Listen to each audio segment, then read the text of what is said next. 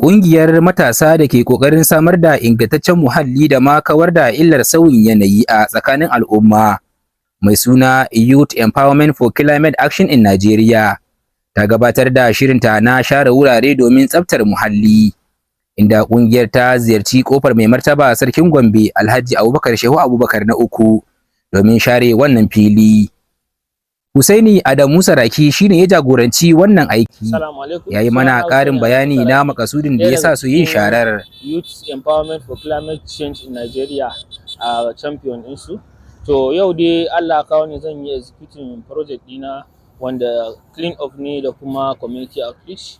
Mun zo mu kofar sarkin Gombe, mun samu kamar yadda kuke gani ganin shara nan, wanda volunteers inda muka recruiting sun taimake mu, mun share, mun tsince, mun kuma ciro datti daga kowane loko da sako na wannan filin wanda yake ana cin kasuwa a ciki, kuma su 'yan kasuwan ba lalle su tsaya su kula da muhallinsu kamar yadda mu muka kula da shi ba.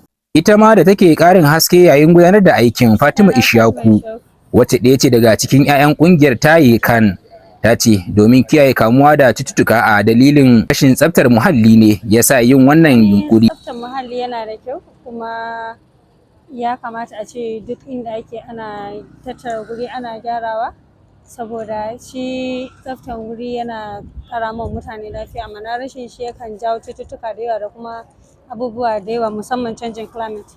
Shine ja hankalinmu muka zo mu don mu ga mun tsaftace gurin, ba ma nan ba ko ina ma muka samu dama zamu. Aliyu Balajin Gudo wani mazauni ne a kusa da inda aka yi wannan shara.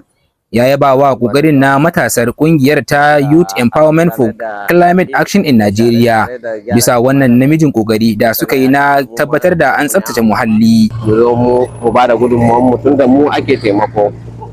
Tun da ba za mu yi abu mun zo mu samu wasu za su yi, to mu sai mu tattaro kwanmu da kwatan mu zo mu shiga. Ba za ka bayyana ƙoƙarin wannan ƙungiya ta gabatar da wannan aikin?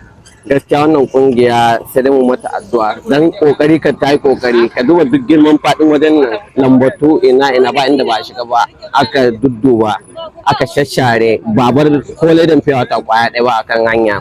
Kaga in dai wannan kungiya ana samun irin su a fadin jihar nan ko kuma fadin kasar nan gaba daya, to ai ba za a shiga matsala ba da ikon Allah. Idan za a iya tunawa, kungiyar taye kan ta gudanar da taron wayar da kan ɗalibai domin ilmantar da su dabarun da za a bi wajen tabbatar da tsaftar muhalli, wadda masu iya magana na cewa muhalli shine rayuwa. Yusuf Muhammad Aminu daga nan Arewa Bridge Media, ABM.